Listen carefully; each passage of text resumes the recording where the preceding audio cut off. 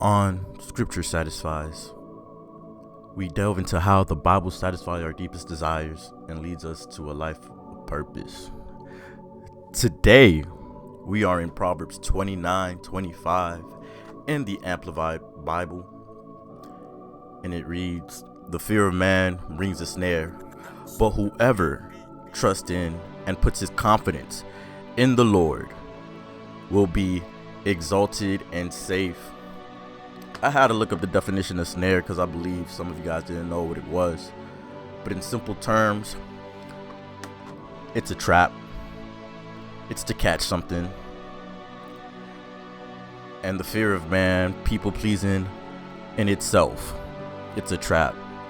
Don't let fearing people stop you from surrendering to God.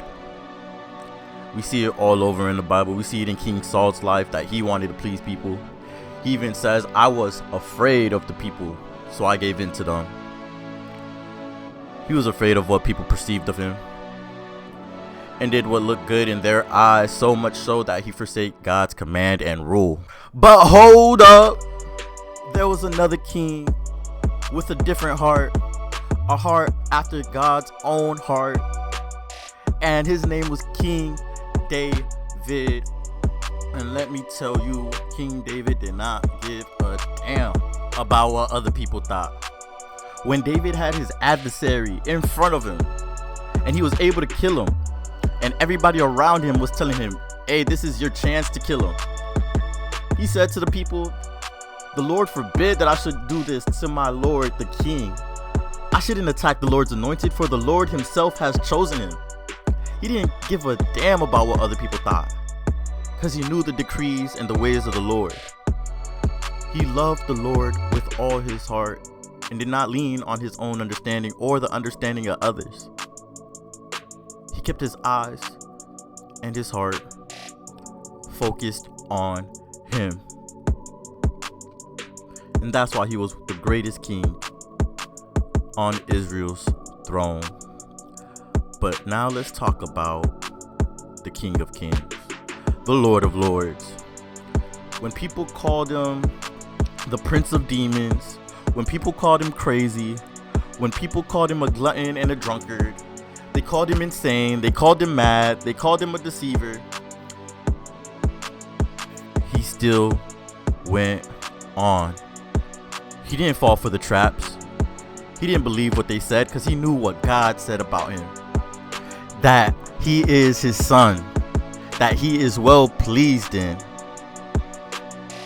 So no matter what anybody said, he continued on doing the will of his Father, and we can do the same thing. No matter what your friends say, no matter what your mother says, your father says, your family, because even Jesus' friends, he had a rebuke.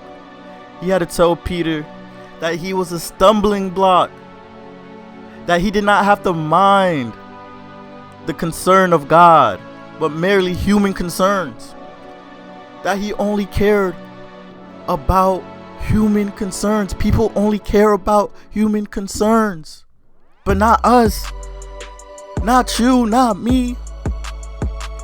We care about what God says, his plan, his purpose over our lives.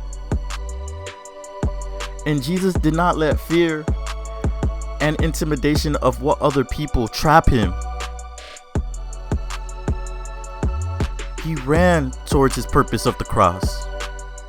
He ran to please the Father. He ran to glorify God. And we must do the same thing no matter who comes in our way. Jesus rebuked the Sadducees and the Pharisees.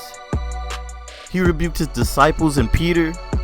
There's even a story where he rebukes his own brothers. Guys, I tell you this from experience. The fear of man is a snare, but whoever trusts in God and puts his confidence in the Lord will be exalted and safe.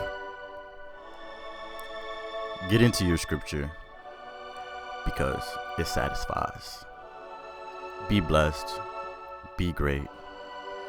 Be amazing. Be encouraged.